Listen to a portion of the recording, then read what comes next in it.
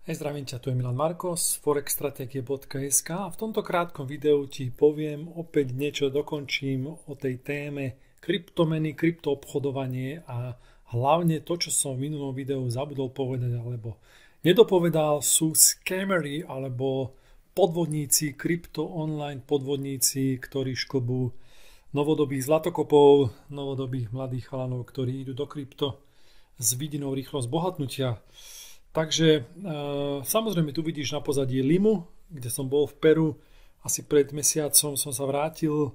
Okrem toho, že som bol v Kolumbii, v Medellíne Santa Marte, tak som niečo vyše mesiaca, skoro 2 mesiace strávil v Lime. A porozprávam trochu o tom. A tu som natočil nejaké videá, takže si môžeš pozrieť, ako to zhruba vyzerá. Krátko o tom samozrejme poviem. A samozrejme viac o tom hovorím v mojich coachingom privátnych. Veľa chalanov ma, alebo pár chalanov ma teda kontaktuje, že chcú sa ísť pozrieť a tak pocestovať, takže aj o tom robím coachingy okrem obchodovania samozrejme. Takže ideme na to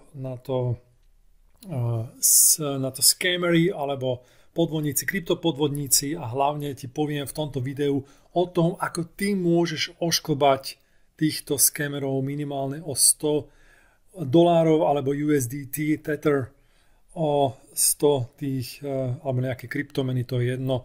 Vysvetlím ti dva také systémy, ako najčastejšie podvodníci, kryptopodvodníci lanária ľudí a ty môžeš na tom tiež zarobiť, ak v čase vyskočí z toho systému. A okrem iného samozrejme, tu vidíš na obrázku moju najnovšiu knihu, alebo respektíve už pár mesiacov sa predá veľmi úspešné Forex stratégie od vytvorenia úspešnej stratégie po finančnú slobodu. Okrem iného samozrejme budem rád, keď mi dáš recenziu, úprimnú recenziu s 5 hviezdičkami na Pantare alebo Martinus a za to, keď mi napíšeš recenziu úprimnú, tak ti pošlem tiež chýbajúcu jednu kapitolu, ktorú som z politických dôvodov tam nedal a jednu doplňujúcu stratégiu. Takže toto bude taký voľný speech. Začneme teda tou Limou, zhruba keď to trochu zaujíma. Je tam skrátka draho. Je tam draho a nepovedal by som, že je tam tak super, ako to bolo v Brazílii a v Kolumbii. Stále zostávajú najlepšie krajiny, number one v Južnej Amerike, Brazília number one a Kolumbia na druhom mieste, alebo možno rovnako, pretože Kolumbia je super v tom, že je lacná, stále lacná, je tam oveľa lacnejšia ako v Európe a inde. Na počudovanie v Lime, v Peru bolo draho, som sa sám fakt tomu čudoval aj ľudí, čo cestovali po strednej Amerike a Karibiku, nehorázne draho, aj v Lime takisto.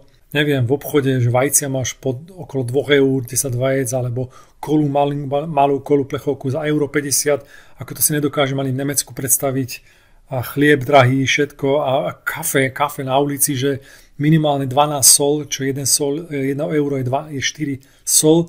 To znamená, že keď máš 12 sol na ulici, kafe najlacnejšie, tak to máš tie 3 eurá. Ako ja nerozumiem, ako tam tí ľudia môžu žiť, ale je to pretože oni nevedia, nemôžu to porovnať. Sú tam veľmi drahé letenky. Aj z Bogoty som tam letiel a potom som letel z Lime cez Miami do Paríža a do Európy. A to tiež, tie letenky sú naozaj drahé. Tam dostať sa tam je draho, žiť tam je draho, aj nájmy, prenájmy sú. Ja som tam prenajímal si stredný apartment s panorámnym pekným oknom, ako pritom, ale nebolo to ani blízko mora. Ale po tých 1300 eur som sa nedostal, som mal 2 apartmány, druhý som mal 1400 dokonca, ale bolo to ako v dobrej, v bezpečnej zóne. Veľmi dobre na Peru je to, že tam je bezpečne, nie je tam taká kriminalita ako v Brazílii, alebo napríklad, že v Kolumbii, že vám tam nalejú niekto v bare do drinku a vám otroví, alebo že únosy, ako sú v Kolumbii, bývajú, stávajú sa, treba dávať pozor. Toto v Peru, v Lime nemáš, to je výhoda obrovská. Ale tých negatív, respektíve tých neveľmi pozitívnych vecí tam není až tak veľa. Tých pozorúhodností, no čo k tomu poviem, no pozri, pozorúhodných celkovo v Južnej Amerike je málo, pre nás Európanov, my sme už takí otrli, lebo v Európe je všetko lepšie, krajšie, vyššie, staršie a hodnotnejšie, takže aj v tej Lime to som prešiel prakticky všetky pozorúhodnosti v Lime, v meste, od katakomb cez rôzne múzea a cez tú pevnosť, čo tam je a jednoducho nič sa nevyrovná hoci obyčajným zámkom v Karpatoch, v Malých Karpatoch na Slovensku. Áno, takže ako hoci Smolenický zámok vyzerá lepšie, krajšie ako nejaká super, puper, jednoducho vymarketingovaná pevnosť alebo budova. No. Takže preto ani mám na to Machu Picchu som nešiel, pretože skutočne všetko je tam mega predražené a ľudí, čo tam boli, čo som mal zahraničný, čo sa pýtal, tak sú to zrúcanení v lese, no, alebo v horách. No. Takže ako ísť tam len preto, aby som povedal, že bol som na Machu Picchu, to som nemal náladu, tam stráviť 3 dní, ísť tam vlakom 7 hodín a ešte v lietadlom a jednoducho je to trochu ďalej od Limy. No a samozrejme ten najväčšia ilúzia, ktorej žijú tí ľudia, je to jedlo, že oni si skutočne veria v Peru, že majú najlepšie jedlo na svete, čo je absolútny šok pre mňa, pretože na ich čičarón, to je ich národné jedlo, je to surová ryba s cibulkou a neviem, s nejakou malou zeleninou a so zemiakmi, ale no, chutné to nejak teda není. No a celkovo tie reštaurácie super, skoro všade majú, alebo 99% jedla je tam všetko z kurice alebo kuraťa na rôzne spôsoby a zemiaky, to sú úplne najlacnejšie jedlo. Nemôže mi niekto povedať, že kvalitné, dobré jedlo nejaké reštaurácie robia, ako všetci to vraveli, že super reštaurácie, ideš tam a všetko je kura a zemiaky, no takže ako na rôzne sousy, na rôzne...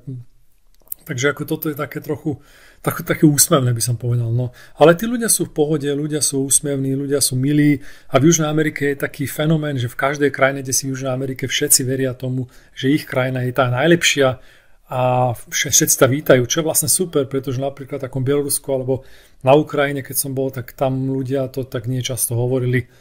No a v baltských krajinách tiež, Lotyšsko, Litva, všetci len tvrdili, ako na západe super, ako u nás zle.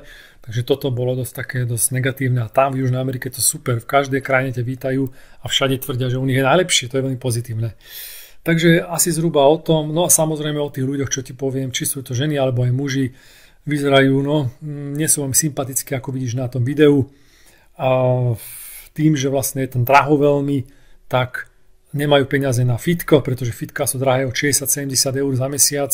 To si tam skoro nikto nemôže dovoliť. Je tam pár vyvolencov, pár podnikateľov a potom samozrejme, že keď nemajú peniaze, tak jedia iba lacný fast food.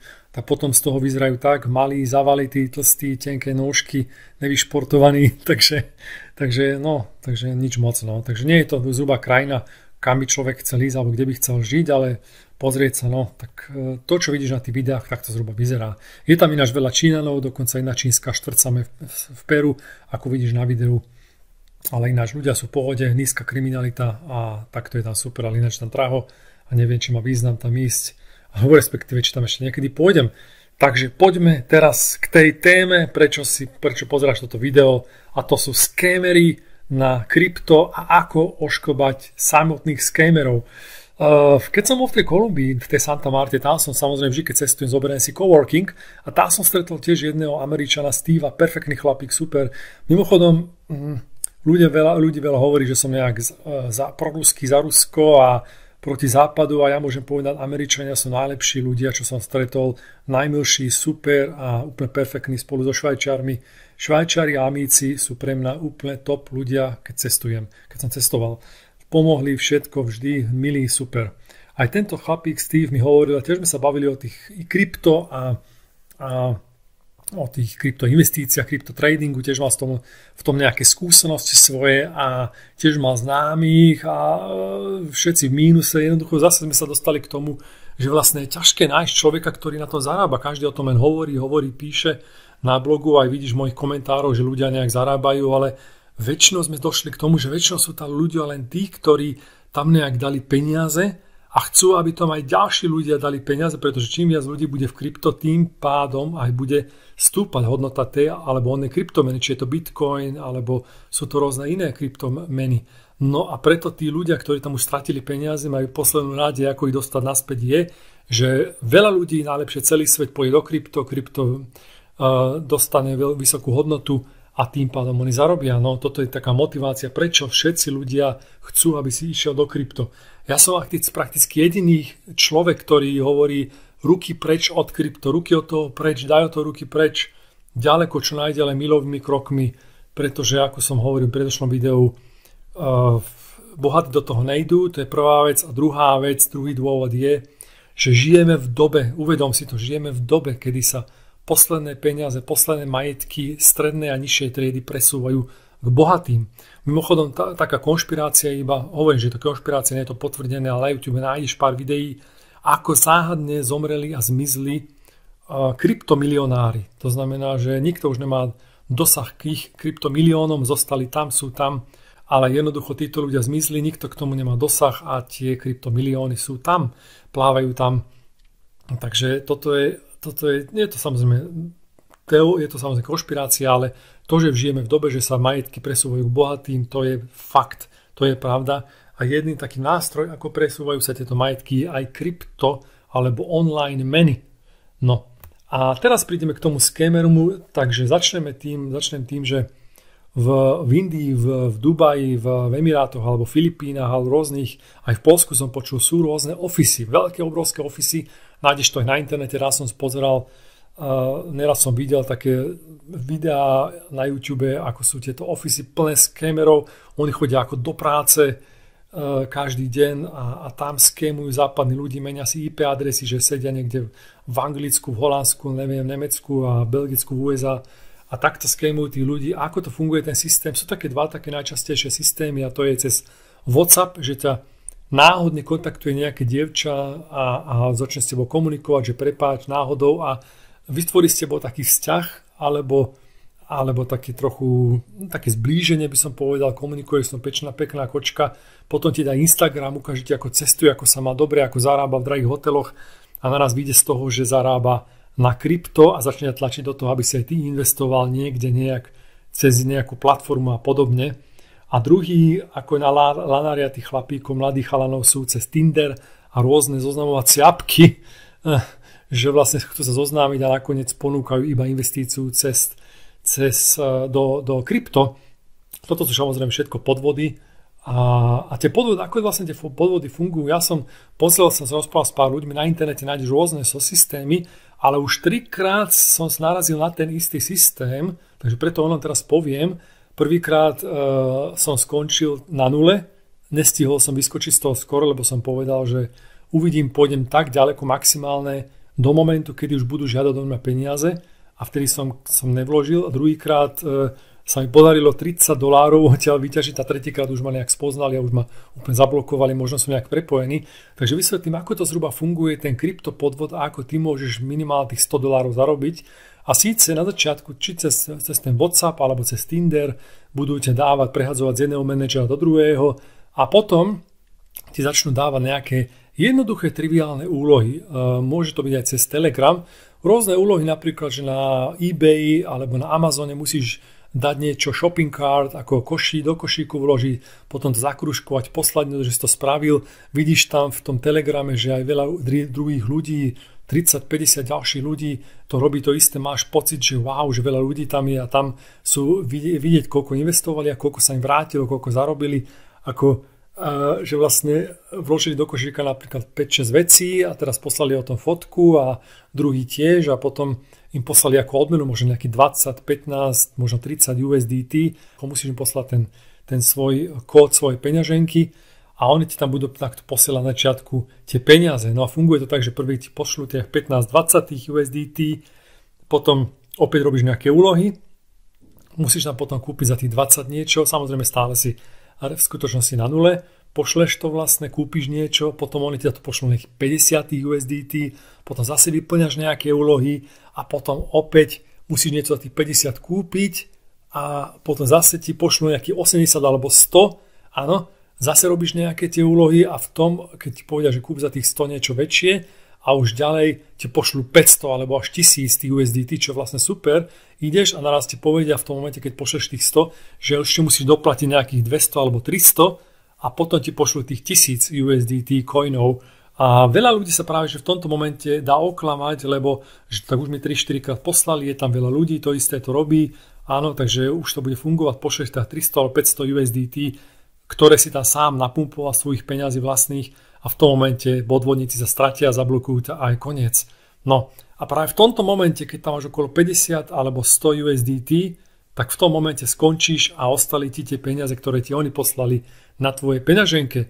Takže takto môžeš krásne zarobiť ty 100 amerických dolárov v kryptomene, keď takto budeš takýto systém, keď ťa kontaktujú a A no verím tomu, že tých systémov je oveľa viacej, ale mne sa už trikrát stalo presne tento istý, takže o tom teraz hovorím. A ak máš teda nejaký iný systém, ako títo podvodníci okrádajú ľudí, tak ho napíš do komentáru, spravím o tom možno aj video, ale celé v tomto videu, čo chcem povedať v týchto dvoch videách o kryptomenách, o bitcoine, ruky od toho preč, nedávaj tam ani cent.